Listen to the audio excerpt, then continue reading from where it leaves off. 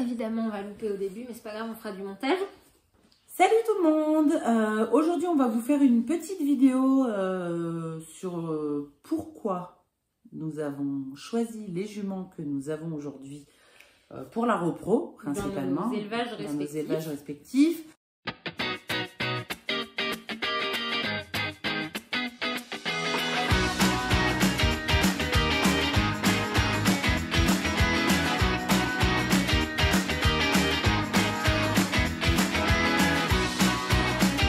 Pour petit rappel, moi j'ai un élevage de mon côté et Marine a un élevage du sien, de races différentes. Ouais. Donc on va faire un petit tour des reproducteurs qu'on a à la maison, enfin surtout des juments, à part toi qui a un peut-être entier en préparation.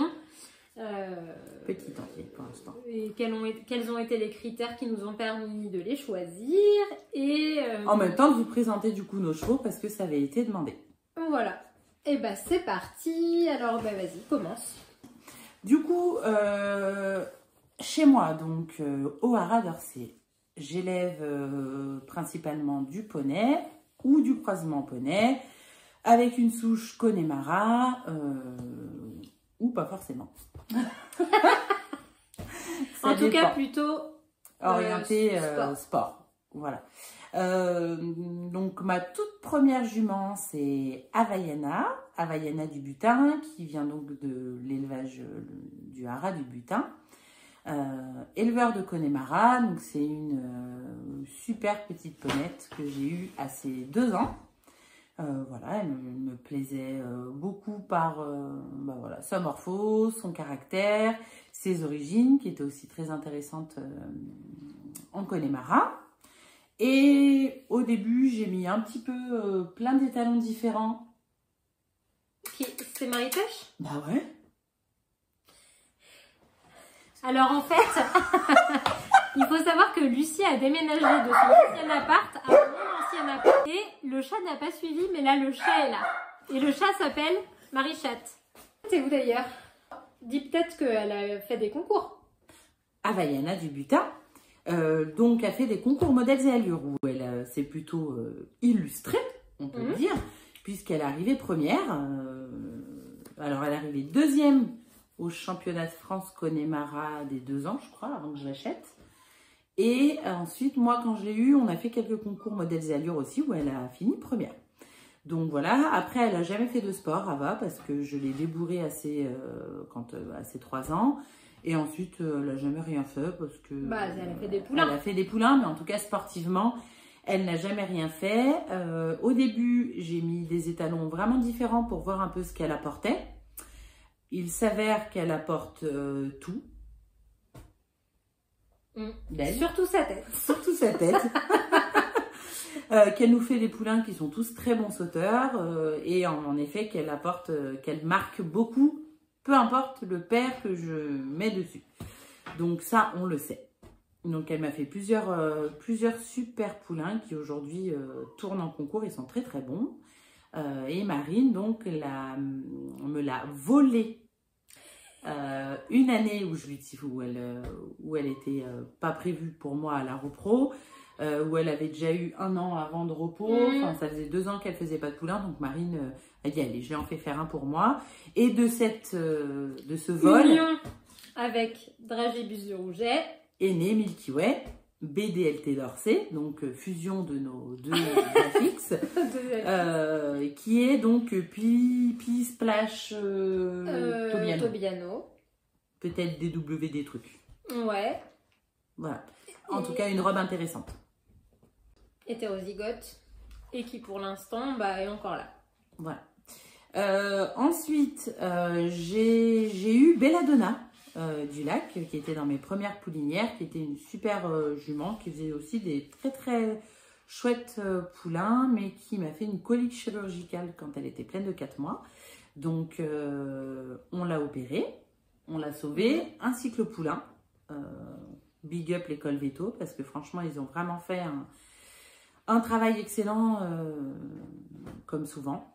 Et parce qu'au fait elle avait quoi? Elle avait un déplacement. Un iléus du grêle. Ouais. D'accord. U, c'est I. Moi, j'ai toujours Iléus. Iléus. Iléus du grêle. Donc, c'est quoi un Iléus du grêle?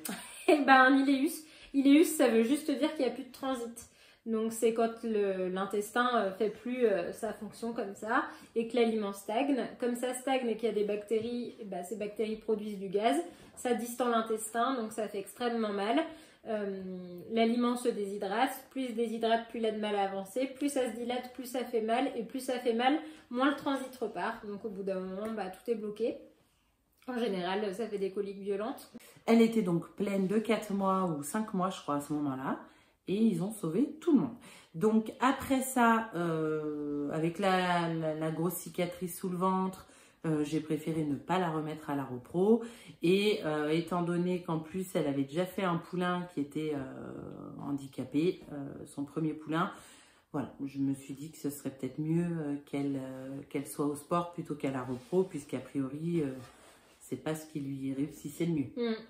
Donc voilà, elle a eu 4 poulains et ensuite je l'ai vendu à une personne qui fait du loisir avec et qui en prend grand soin et c'est trop chouette. Surtout qu'elle est toujours aux écuries. Voilà, surtout qu'elle est toujours chez moi, donc en pension et ça c'est trop cool. Ensuite, j'ai cette année acheté Glory, l'année dernière, du coup, une ponette Welsh plein papier. Voilà, on a essayé de la mettre à la repro cette année. C'était la première fois qu'elle était à la repro et je pense que le congelé ne convenait pas. Donc, on va réessayer cette année directement en réfrigéré. Voilà. Ensuite, il m'arrive de collaborer avec des propriétaires de juments qui souhaitent les mettre à la repro une année. Donc, moi, en fait, je les mets à la repro. Donc, en général, ça veut dire qu'on assume tous les soins qui vont être portés, qui vont concerner la jument. Donc, pension, alimentation, vermifugation, vaccin, parage, tous les frais inhérents à la saillie. Et le poulain sera à nous. Mais en échange, on rend la jument au sevrage du poulain. Donc ça m'est arrivé plusieurs fois tout au long de ma petite carrière d'éleveuse. Et donc cette année, c'était Everly qui m'avait été confiée donc par une propriétaire que je remercie pour sa confiance et qui est donc une ponette moitié New Forest et moitié Dutch Red Pony. Et du coup, dessus, j'ai mis un étalon Dutch Red Pony pour essayer d'apporter encore plus d'allure. Donc elle, je l'ai choisie bien sûr pour ses papiers qui me plaisaient, mais aussi pour sa morpho et ses allures qui sont quand même bien sympas. Toujours en poney, bien sûr. Ensuite, j'ai Abyss, qui est ma petite Shetland, voilà, que j'ai absolument pas acheté pour la repro, mais qui voilà, nous fera sûrement un poulain parce qu'elle est beaucoup trop mignonne. Voilà. On a déjà essayé cette année, ça n'a pas marché non plus. Mais elle a déjà eu un poulain avant que je l'aie. Une fois. Oui, on a fait un saut sur une chaleur qui était pas ouf non plus, quoi. Donc, on réessayera cette année. Et je qui d'autre? Nougatine. Cette année, j'ai acheté aussi Nougatine du Sautier, qui est une Welsh Mountain, donc qui fera environ 1m15, 1m18. Je l'ai acheté au Haras du Sautier, donc qui est une très bonne copine à moi, Gaëlle, qui fait des Welsh. Et ça fait longtemps que je voulais une petite Welsh Mountain. Et quand j'ai vu qu'il y en avait une toute mignonne qui était née chez elle, je lui ai demandé des renseignements. Et donc, elle est arrivée à la maison en décembre. Ouais, on avait fait des vidéos juste après Novembre. La semaine d'après Kita, mi-novembre. C'est ça. Et donc oui, on avait mis une petite vidéo de son arrivée sur TikTok et sur YouTube aussi peut-être. Ouais. Aussi. Voilà. Et tu parles de Nino? J'ai également acheté cette année un poulain qui est né à la maison de parents qui ne sont pas à moi ni l'un ni l'autre, mais c'est une propriétaire qui voilà, a plusieurs juments et quand elle en met à la repro, en général, elle pouline à la maison et celui-ci m'a tapé dans l'œil puisque la mère c'est une KWPN et le papa est un petit étalon Welsh, si je dis pas de bêtises. Ouais, je crois qu'il est, je sais pas s'il est pur ou s'il est part-bred, mais en tout cas oui. Et ça a donné un petit poulain vraiment très joli qui m'a beaucoup plu quand il est né, donc je l'ai acheté Et on verra ce qu'on fait de lui, s'il a le potentiel pour être un bon reproducteur ou non. En tout cas, pour l'instant, il vient d'être sevré, il est tout petit, mais il est vraiment très très canon. Donc on met de bons espoirs en lui. On verra si sportivement il est intéressant et si pour la repro il est intéressant parce que voilà, on fait partie, je pense, l'une et l'autre de ces personnes qui pensent que voilà, garder un cheval entier, il faut que ça vaille le coup pour sa vie future de rester entier avec toutes les contraintes que ça a. Pour lui et pour nous, clairement, mais surtout pour lui et pour sa vie avec des congénères. Donc voilà, on pèsera le pour ou le contre quand on verra. Quand il sera un petit peu plus grand et qu'on saura un petit peu ce qu'il donnera. Donc voilà, et donc Nino est PFS, poney français de selle plein papier. Puisqu'on a pu le faire rentrer en PFS comme la mère avait eu de très bons résultats sportifs et que le père aussi d'ailleurs je crois. Ouais. Donc voilà. Donc attends, Nino, Ava, Bella, Nougatine, Abyss. Ah bah il y a eu Mazel. Ah oui, il y a Mazel, ah bah oui. Ensuite, j'ai aussi une petite PFS en copropriété, donc avec des propriétaires qui sont aussi des amis, d'une jument que j'adorais physiquement. C'était vraiment une jument que je trouvais très très belle, qui sportivement était très intéressante, avec un mental parfois un peu compliqué, mais une très très bonne jument. Et justement, les propriétaires voulaient lui faire une pause, éventuellement lui faire un poulain. Donc, on a décidé ensemble de l'étalon qu'on allait mettre dessus. Et j'ai mis Véristar Kerveillère qui, moi, m'avait tapé dans l'œil depuis quelques temps déjà, dans le but de faire un poney D. Donc, je pense que c'est réussi. Hein, la poney, je pense qu'elle sera pas hors taille. Elle est plus petite que Milky Way. Et donc, Mazel, c'est une PFS aussi. Donc, elle, on a encore aucun... On ne sait pas du tout ce qu'on va faire. Est-ce qu'elle va aller au sport? Est-ce qu'elle fera des poulains? Pour l'instant, on la laisse grandir. On n'a pas du tout de plan pour elle actuellement. Voilà, j'ai fait le tour à peu près. Bon, il faut savoir qu'on est des petites éleveuses. Hein. On fait ça vraiment par plaisir et par passion. Donc, on n'a pas 100 juments qui poulinent à l'année. C'est ça. Même si on a plusieurs juments, elles font... on a 2-3 poulains max par an pour toi et un pour moi. Encore non, moi cette année j'en ai qu'un. Oui, mais t'as déjà eu 2 ou 3 poulains. Oui, ça m'est arrivé, mais globalement on a un poulain ou 2 grands max par an. Et l'année prochaine, 1 pour Lulu, 0 pour moi. Voilà, cette année. Cette année. L'année prochaine, on en aura peut-être plus, parce qu'on en met plusieurs cette année. Et il y a des années où on en a aussi 0, où on les laisse au repos et où elles ne poulinent pas, et ça arrive plus souvent que ce qu'elles font de poulain d'ailleurs. Ah oui, bah c'est clair. Bah oui, non, elles font pas forcément des poulains tous les ans et tout. Enfin, ça dépend, mais c'est pas le but non plus. Donc à toi. Donc à moi. Alors. Dans la famille. Dans la famille Manzi. Dans la famille Gros Naso. Voilà. Je voudrais la grand-mère. Voilà. Donc attention, j'espère que tout le monde a son papier et son crayon parce qu'on est parti sur un arbre généalogique. De Gros Naso.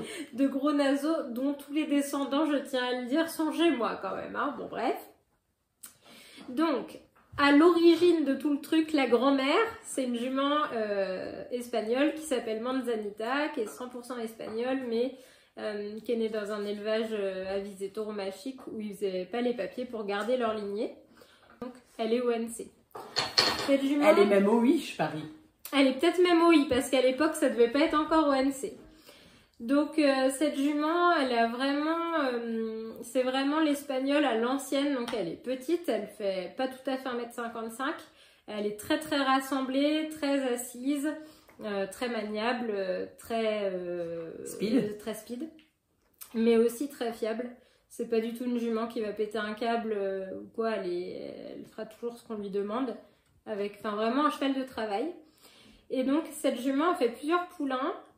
Un premier poulain qu'on a toujours à la maison, qui est hongre. Ensuite, c'était son premier dragon? Non, elle en a eu d'autres avant, mais le premier qui est né chez nous, ou après on a gardé, voilà. Ensuite, moi mon rêve c'était d'avoir un Welsh Cob et vous verrez que ça a son importance après, ça finit par arriver bien des années plus tard, mais bon. Et donc on avait décidé à l'époque de mettre la jument à la saillie avec un étalon Welsh Cob qui s'appelle Euclide Ponté. Et donc j'ai eu une pouliche, j'ai eu de la chance que j'ai toujours, qui s'appelle Ephidria, alias Couette Couette.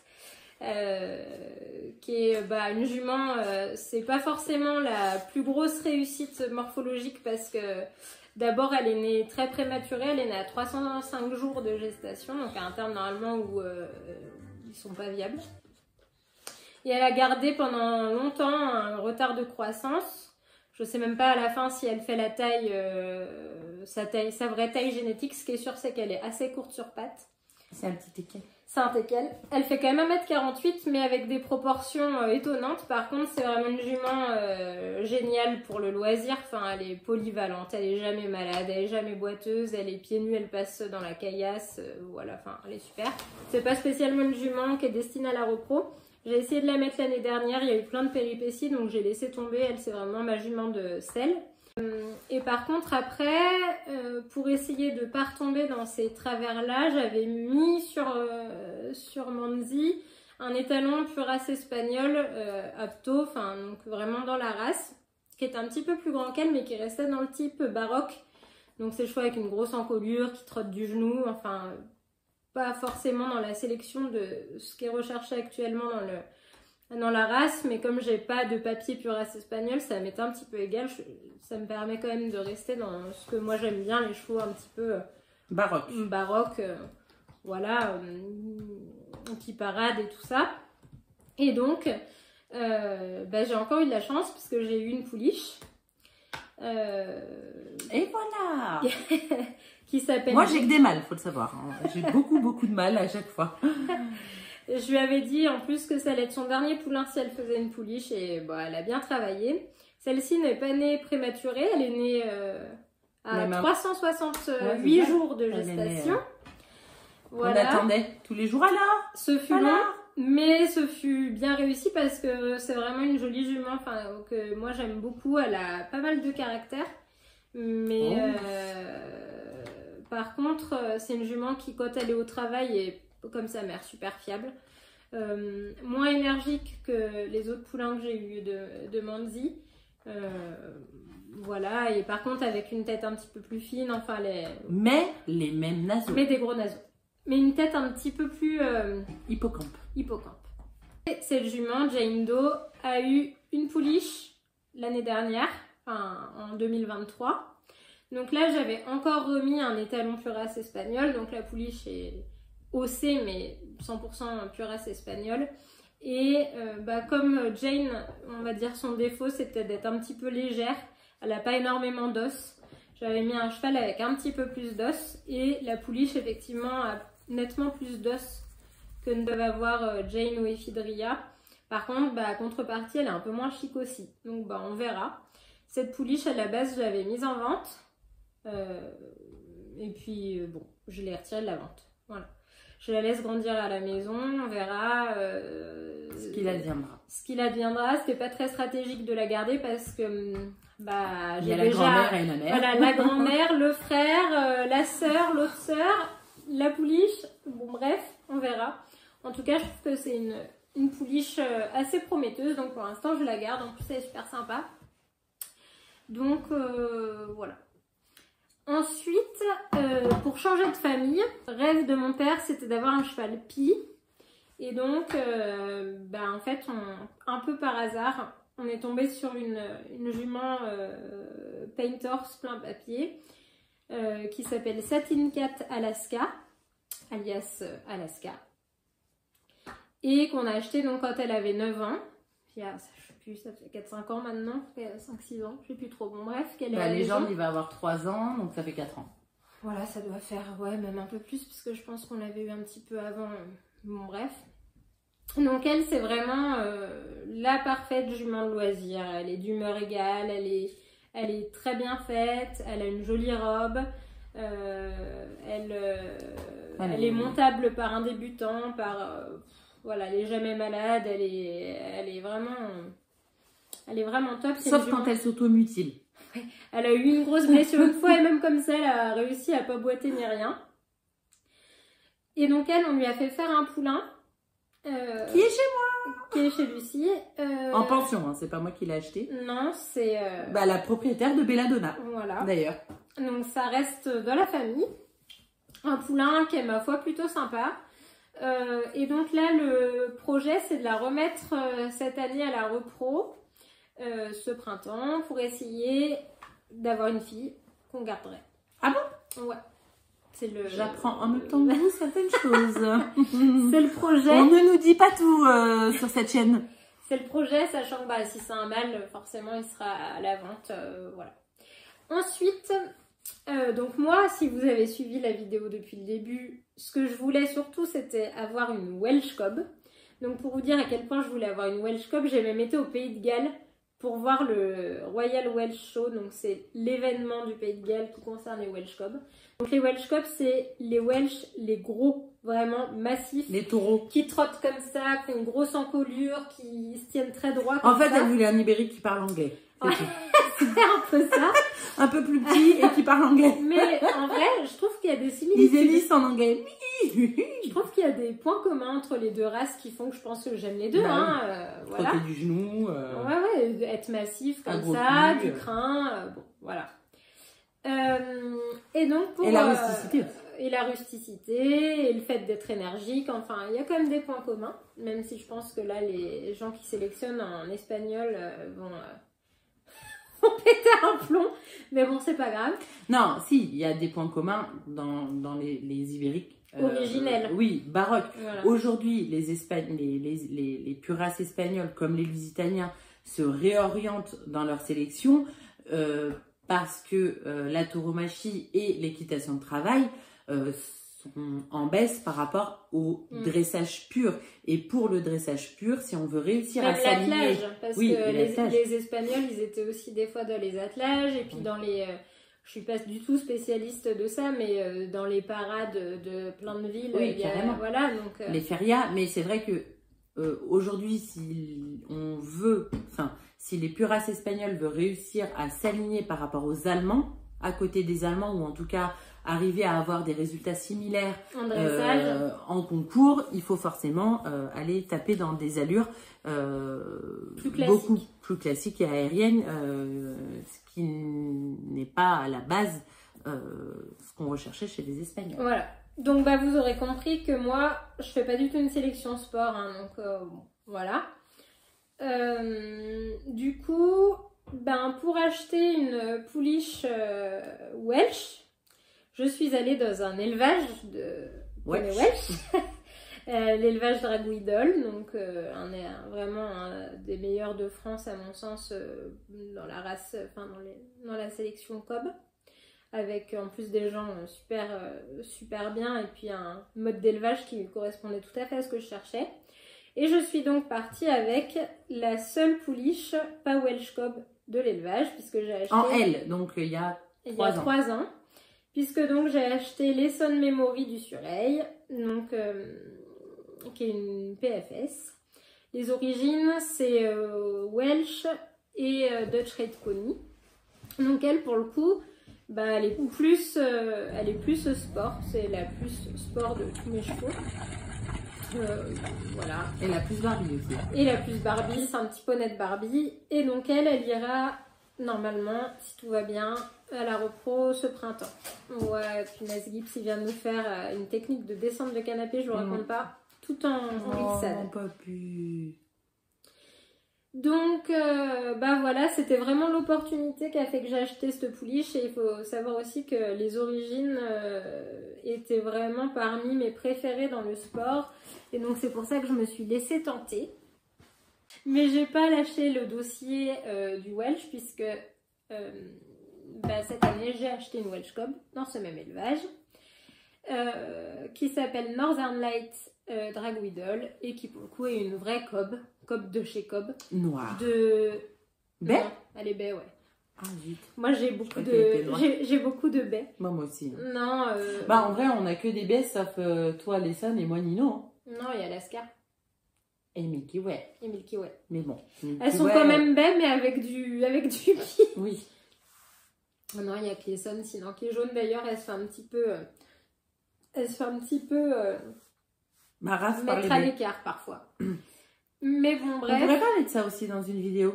Ouais. Du racisme chez les chevaux. On pourrait. Et donc, bah, on est allé la chercher il y a quoi, 3 semaines, un mois, je sais plus trop. Et donc, bah, elle a intégré quasi en même temps que Nougatine, à peu de choses près. Ouais, pas très longtemps Ouais. après. Bah, là, juste avant les fêtes. Et donc, voilà comment j'ai finalement, après 30 ans d'équitation, Eu acheté un son poney. welcome. Et donc, il ira à la repro, pareil que Nougatine, Oula, puisqu'elle est dans- de la même année que Nougatine. Donc, Plus tard. voilà. Plus tard, ça va dépendre. Et même d'ici 3 ans, l'Essonne, normalement, je la mets ce printemps, mais ça va dépendre. Je vais voir comment elle est en fait ce printemps. Et je déciderai si... J'ai l'impression que je t'enlève toute la lumière. Ah oui, tu vois. Ouais. C'est pas très grave. Donc, on va vous mettre des petites vidéos, des petites photos de nos juments. Et on n'oubliera pas de vous présenter aussi les non-reproducteurs, puisqu'on a aussi des hongres, une ânesse pour Oui, pour Marine. J'ai pas parlé de Kelly. Oui, mais elle n'est Elle n'est pas la repro. Voilà, elle n'est pas la repro. Mais on a également aussi des Shetland. Donc moi, j'ai aussi... Des hongres. Voilà, des hongres ou des femelles, mais qui sont de race asine, d'espèce asine et non équine. Donc voilà, Marine, elle a une ânesse à qui elle n'a jamais fait faire de petite âne. Et après, on a chacune, on a des hongres qui sont là juste parce qu'on les aime. Ouais, c'est clair que bon. Voilà, parce qu'on a eu... Bah parce qu'on n'a pas toujours été éleveuse non plus, on a eu des chevaux aussi, on a été pour monter cavalière, avant dans notre vie. et puis on les a quand même gardés parce que on les aime, je le répète, on les aime. Je tiens à dire que quand j'ai acheté Albert, c'était il n'y a pas si longtemps que ça. Mais oui, bon. mais c'était pour ta fille. Oui, mais j'aurais pu acheter Abyss, mais elle voulait pas me la vendre. Non. Je me suis rabattue sur Albert. Mais il est très bien. Il est très bien, Albert. Il est très bien. Il est coquin, mais il est très bien. Ouais. Donc voilà, on a également Marine, donc elle a Doudou, elle a Grid, elle a Albert, elle a Dragny et Kelly, donc qui sont des non-reproducteurs. Et bon, et Mandy, maintenant, elle a 22 ou 23 ans, je sais plus. Qui fera plus de poulain non plus. Son dernier poulain, c'était Jane, elle avait 19 ans, c'était déjà bien assez. Donc voilà. Donc Mandy qui est à la retraite aussi. Et de mon côté, j'ai mon premier cheval, Trésor, qui est aussi à la retraite. J'ai un mini Shetland Garatois qui est aussi à la retraite depuis qu'il est né. Voilà, mais qui est trop mignon et qui... Je me rappelle même plus trop à la base pourquoi tu as voulu Garatois. Parce que j'avais Momo, j'avais une vieille Shetland. Ah oui. Voilà, j'avais très vieille Shetland qui avait un copain Shetland. Alors, vieille Shetland quand même, qui est arrivée là parce que quelqu'un l'a déposée. Hein. Oui, on m'a abandonné cette ponette dans un de mes prés. Et du coup, j'ai cherché à qui elle était, mais elle n'était pas pucée. Du coup, au bout d'une semaine, il y a un mec qui est venu me voir en me disant « Ah, j'ai vu ma ponette dans votre pré. » J'ai dit « Bah oui, c'est quand même étrange, le portail était fermé. » Il m'a dit, bah, vous la voulez? J'ai dit, bah, moi, un poney qui sait ouvrir et fermer les portails, je prends, hein, évidemment. Donc, je l'ai gardé. Et finalement, il est revenu me voir, genre 2 jours après, en me disant, bah, si vous voulez la garder, ça fera tant. Donc, j'ai dit, bah, reprenez-la. Dans ce cas-là, il m'a dit, ah, bah, non, du coup, je vous la laisse. Donc, bref. Du coup, j'avais cette vieille Shetland qui était queuching, emphysémateuse, qui cornait, enfin voilà, qui cornait, ça se dit. Ouais. Voilà, donc... Qu'elle fait des bouchons œsophagiens qu'il fallait alimenter de façon très spéciale. Enfin bon, elle a quand même vécu hors d'âge. Jusqu'à hors d'âge. Voilà. Et donc, elle-même avait un vieil ami Shetland qui s'appelait Rambo et qui était à une de mes propriétaires. Et ils vivaient tous les deux un amour de vieux ensemble dans un pré. Et un jour, Rambo est mort, donc Moquette s'est retrouvée toute seule. Et Moquette, c'est pareil, c'était vraiment une toute petite Shetland, donc je ne pouvais pas la mettre avec des grands chevaux parce qu'elle était vieille et un petit peu chancelante. Donc, et donc, Lulu est partie acheter un dans poney le Limousin. handicapé. Ouais.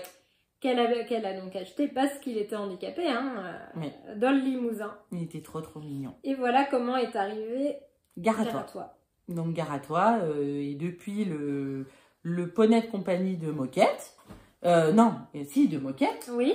Puis Mais après, Moquette Moquette est morte. Et du coup, j'ai eu Abyss pour tenir compagnie avec Gare à toi. Voilà. Ah, Et donc maintenant, ils vivent avec Nougatine qui est arrivée. Donc voilà, donc j'ai ces petites choses. Et moi, c'est tout en fait en hongre parce que Flagada, je l'ai vendu à une super fille que je remercierai jamais assez parce que elle en prend grand soin. Donc Flagada, c'est le fils de Belladonna qui est né handicapé. on fera une vidéo, on a décidé à l'instant. Ouais. Que j'ai jamais voulu vendre parce que comme justement il avait un handicap, je voulais pas qu'il tombe entre de mauvaises mains, donc il avait. Sachant que bon il a là, été retiré, il a jamais été mis en vente. En oui, fait, finalement. et puis on dit il a un handicap, mais enfin il est montable, il va Bah, il bien. est montable sur le plat, quoi. Sur, oui, voilà. il peut pas faire du Non. sport, mais il est pas Handicapé, il donc, se déplace voilà. normalement. Voilà, c'est juste en fait son handicap, c'est qu'il a une hypertrophie musculaire. Il a des masses musculaires énormes. Au niveau des muscles fessiers et dorsaux. Principalement. Et quand il était petit, en fait, ça le rendait tout contracturé, enfin tout comme ça. Et avec l'âge, ça s'est quand même nettement amélioré. Mais voilà, peut, mais bon. il peut pas aller au sport pour autant. Et en fait, on avait Neila, donc une propriétaire qui cherchait une petite DP pour faire des balades. On s'était dit, bah pourquoi pas, ça peut être super chouette pour Flagada. Et en fait, elle a eu le coup de cœur. Et au bout de, je sais pas, ça faisait au moins 2 ou 3 ans qu'elle l'avait en DP, je pense. Facile, ouais. Et du coup, elle l'a acheté. Voilà, enfin, elle l'a acheté. Elle l'a acheté symboliquement pour qu'il vive heureux avec elle. Donc ça, c'est trop cool. Donc, bah voilà. J'ai Trésor et Gare à toi en hongre. Ouais. Bah là, grosso modo, je pense que pour l'instant, on a fait un peu le tour du cheptel. On vous fera des vidéos voilà. où on présentera chaque cheval individuellement. On va faire des shorts et aussi des vidéos TikTok. Enfin, c'est les mêmes en général sur chaque cheval pour un format court. Et aussi, ce qu'on voulait vous dire, c'est qu'on va faire une sortie de vidéo longue comme celle-ci par semaine. Quel jour on va sortir les vidéos? Quel jour? Probablement... Le samedi, non? Ouais, je pense, parce qu'on les tournera lundi. Ouais, le temps de faire le montage, sachant que toi, tu bosses toute la... Enfin, le vendredi, en général, on bosse toutes les deux, de toute façon, toute la journée. Le jeudi aussi. Le jeudi aussi, donc ce sera probablement plus sur le week-end. On peut se dire que les dimanches, ça peut sortir. On les tourne le lundi et ça sort tous les dimanches. Voilà, bah on va essayer de les sortir, en tout cas le week-end. On verra comment ça tombera. On vous tiendra au courant samedi ou dimanche. Et puis, voilà, en tout cas, on va essayer de le faire vraiment régulièrement. Donc, n'hésitez pas à nous suivre, bien entendu. Et à nous demander éventuellement des... Ce qui vous intéresserait de voir, n'hésitez pas. Si on peut le faire, bien sûr, il faut que ça touche...